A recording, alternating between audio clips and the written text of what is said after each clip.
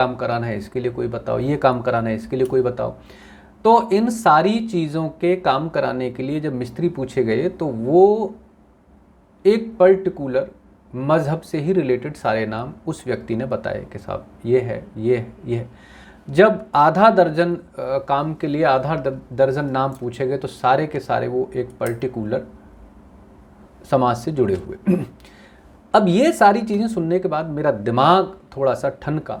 जय सनातन, जय भारत। आज किसी बड़े सामाजिक मुद्दे पर बात करने का मन नहीं है। एक वीडियो मैं बना रहा हूँ तो एक मित्र की टिप्पणी सुबह सुबह प्राप्त हुई और मन हुआ कि उस पर एक वीडियो बना दिया जाए और अपने निजी अनुभव के आधार पर कुछ बातें कहने का मन है। तो चलिए, सुबह मैं अपने सोसाइटी के पार्क में जाता हूँ घूमने के लिए, कुछ एक्सरसाइज योगा करने के लिए। तो वहाँ पर बहुत सारे मित्र मिल जाते हैं। अलग अलग देश समाज की बहुत सारी बातें होती रहती हैं, आज भी हुई। तो एक पड़ोस के ही मित्र थे, तो उनका एक जुमला भारतीय जनता पार्टी को लेकर आया कि साहब सरकार जो है वो कई मुद्दों पर निष्पक्ष नहीं है, कुछ काम जो है सरकार की तरफ से गलत किए जा रहे हैं। तो मैंने कहा ऐसा कौन सा काम आपको सरकार की तरफ से गलत लगता है, ज़रा उस पर टिप्पणी कीजिए। बोले साहब हिंदू मुसलमान बहुत ज़्यादा हो रहा है। मैंने कहा चलो हो सकता है आपके नज़रिए से, इसमें अपनी अपनी सोच है, अपना अपना तरीका है। चलिए, ये बात यहाँ पर ख़त्म हो जाती तो ठीक था। मैंने कहा कोई उदाहरण बताइए इस तरह का, अगर आपको लगता है कि हिंदू मुसलमान बहुत ज़्यादा हो रहा है। तो अब उन्होंने जो उदाहरण दिया वो आप खुद अंदाज़ा लगा सकते हैं कि इसमें मतलब किस तरीके से एक चीज़ को इस्टेब्लिश करने की कोशिश की जाती है समाज में रहने वाले लोगों के द्वारा।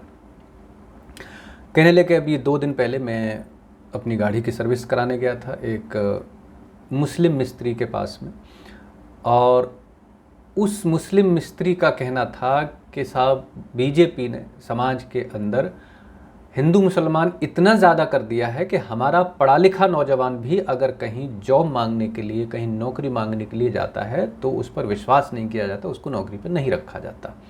ये स्थिति आ गई कि किसी मुसलमान को कोई काम पे रखने के लिए तैयार नहीं है। अब इसी पे बातचीत हमारे बीच में शुरू हुई। मैंने कहा इसमें बुरी बात क्या है? अगर एक समाज में रहने वाले उस समाज के कुछ लोगों पर बाकी लोग संदेह करते हैं, बाकी लोगों का विश्वास अगर डगमगाता है, तो ये जिम्मेदारी उस समाज के लोगों की है जिन पर विश्वास डगमगा रहा है कि वो अपना विश्वास कैसे इस्टेब्लिश करेंगे। अब उसका उदाहरण मैंने अभी लेटेस्ट जो घटना हुई है गोरखपुर में, उसका जिक्र किया कि आप अगर किसी व्यक्ति पर, मैं ये नहीं कहता कि मामला हिंदू मुसलमान किया जाए, सवाल ये है कि किसी व्यक्ति पर आप विश्वास क्यों करेंगे। अचानक से कोई व्यक्ति आता है, आप अपनी मतलब विचार मुद्रा में हैं, अपना कोई काम कर रहे हैं, अपना कुछ भी मतलब किसी भी स्थिति में है, और वहाँ से कोई व्यक्ति अचानक से आके किसी धारदार हथियार से आपके ऊपर हमला कर दे, तो ऐसी स्थिति में आप क्या कहेंगे? निश्चित रूप से उस समाज, मतलब एक व्यक्ति के कृत्य द्वारा वो पूरा का पूरा समाज एक कटघरे में खड़ा हो जाता है कि साहब मतलब क्या बाकी जो लोग हैं वो भी इसी तरह के हैं। तो कहीं ना कहीं एक अविश्वास पैदा होता है और आदमी के अंदर, आदमी के जहन में एक शक पैदा होता है कि अगर मैं किसी व्यक्ति को अपने पड़ोस में, अपने पास में, अपने काम की जगह पर रख लूँ तो कहीं ऐसा ना हो कि ये व्यक्ति भी मेरे लिए सिरदर्द बन जाए। तो एक तो अविश्वास की जगह, अविश्वास का जो कारण है वो ये है, क्योंकि ये अकेली घटना नहीं है, ऐसी बहुत सारी घटनाएं देश में, दुनिया में होती रहती हैं, हुई हैं। तो वो कहीं ना कहीं विश्वास को घटाता है, उसको कम करता है। और ये जो पूरा मामला है, जो मंदिर वाला मुर्तजा का जो मामला है, उससे एक बार फिर इसमें अविश्वास में बढ़ोतरी हुई है। एक मुद्दा तो ये हो गया। अब सवाल ये होता है कि कोई हिंदू किसी मुस्लिम को अपने यहाँ क्यों रखने के लिए राजी नहीं। उसका एक रीज़न बताता हूँ। अभी 2 साल पहले मैंने अपने घर में कुछ काम कराया, नया घर लिया था तो बहुत सारे काम होते हैं घर के अंदर। तो लकड़ी का जो अपना फर्नीचर वर्क होता है उसके लिए कुछ मुस्लिम्स मेरे घर पे काम करने के लिए आए हुए थे, और तब तक मतलब ऐसा कोई मसला भी नहीं था कि कौन हिंदू का कोई व्यक्ति आता है, मुस्लिम कोई आता है, क्योंकि हमें पैसे देने हैं, काम करने वाले को काम करना है, कोई भी आए कोई जाए क्या फ़र्क पड़ता है। खैर वो अपना फर्नीचर का काम कर रहे थे, कारीगर बढ़िया थे, अच्छे थे, तो हमें काम पसंद आया, किसी के यहाँ देख हमने बुला लिया। उसके बाद कुछ और बहुत सारे काम थे, जैसे पेंटिंग का है, एक लोहे का गेट बनवाना था, कुछ और इधर उधर के छोटे मोटे मतलब कई चीज़ें, घर नया बनता है तो बहुत सारी चीज़ें होती हैं, पीओपी का काम था, दर्जनों इस तरह की छोटी छोटी चीज़ें नए घर के अंदर निकलती हैं। तो मैंने मतलब ऐसे ही फेथ में पूछा कि भाई ये काम कराना है, इसके लिए कोई मिस्त्री बताओ, ये काम कराना है, इसके लिए कोई बताओ, ये काम कराना है, इसके लिए कोई बताओ।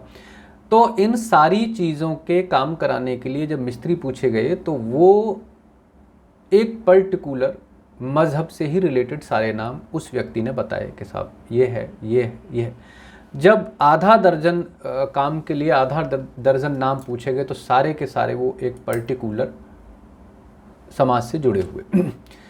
अब ये सारी चीज़ें सुनने के बाद मेरा दिमाग थोड़ा सा ठनका कि एक व्यक्ति जो समाज में काम करता है उसके मोबाइल के अंदर किसी दूसरे धर्म से जुड़े हुए एक व्यक्ति का नंबर नहीं है, उसके मोबाइल में जितने भी काम करने वालों के नंबर हैं वो सिर्फ और सिर्फ अपने मज़हब से जुड़े हुए लोगों के नंबर हैं।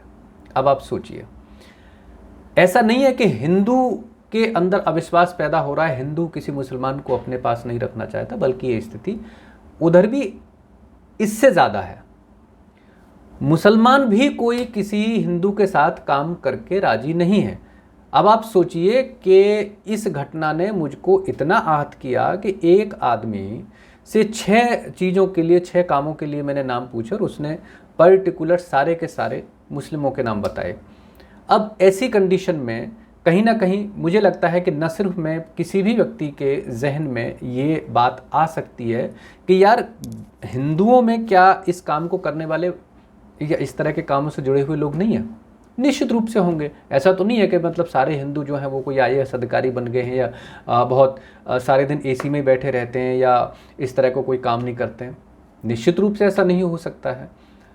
सब जाति और धर्म से जुड़े हुए लोग सब तरह के काम करते हैं, लेकिन उनके पास उस तरह का कोई नंबर नहीं था। खैर मेरा दिमाग जो है वो थोड़ा सा एक मतलब ऐसी स्थिति में आ गया, मैंने कहा यार ये मामला तो शॉर्ट आउट करना पड़ेगा। मैं मार्केट में निकला और फिर मैंने किसी मुस्लिम को अपने घर में एंट्री नहीं दी। मैं बाकी जितने भी मुझे काम कराने थे मैंने तलाश किए, थोड़ा सा टाइम लगा उसमें, और मैं हिंदू उससे जुड़े हुए जो लोग थे उनको अपने घर में लाया और काम के लिए रखा। खैर मसला ये नहीं है, सवाल मैं ये कहना चाहता हूँ कि ये जो अविश्वास वाली बात बार बार हमारे साथ की जाती है। और अब एक घटना और आपको बता देता हूँ। अभी एक AC इंस्टॉल मैंने कराया था, तो उस AC को इंस्टॉल करने के लिए पीछे मतलब सोसाइटी के ग्रुप में मैंने नंबर डाला कि मुझे कोई AC इंस्टॉल करने वाला चाहिए, तो वहाँ भी आधा दर्जन से ज़्यादा मिस्त्रियों के नाम आए और वो सारे के सारे मुस्लिम्स थे। तो क्या कोई हिंदू इंस्टॉल नहीं करता है?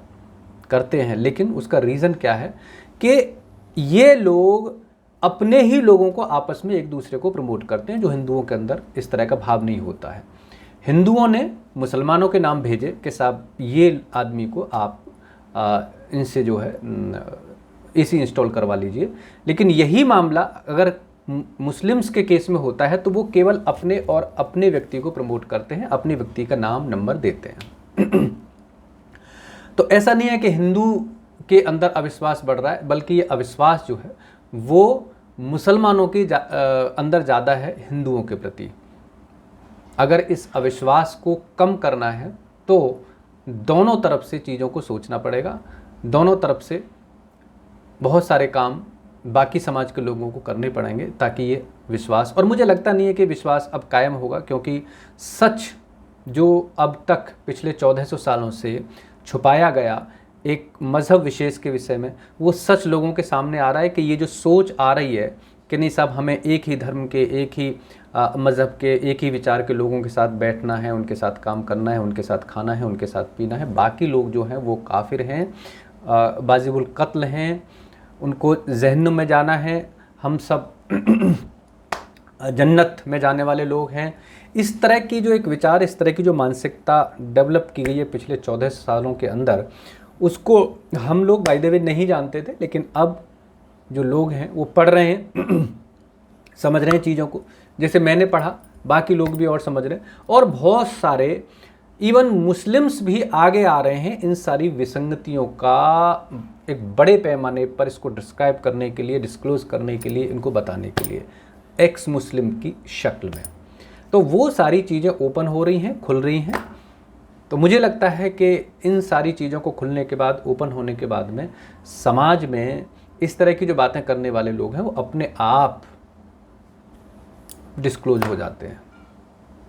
चलिए नेक्स्ट टाइम हम फिर किसी ऐसे विचार पर बात करेंगे, और तब तक के लिए मैं इजाज़त चाहता हूँ, लेकिन आपसे निवेदन करता हूँ कि हमारे चैनल को सब्सक्राइब कर लें और अपने जो कमेंट्स हैं, अपने जो लाइक हैं, वो हम तक ज़रूर पहुँचाते रहें। नेक्स्ट वीडियो तक के लिए जय सनातन, जय भारत।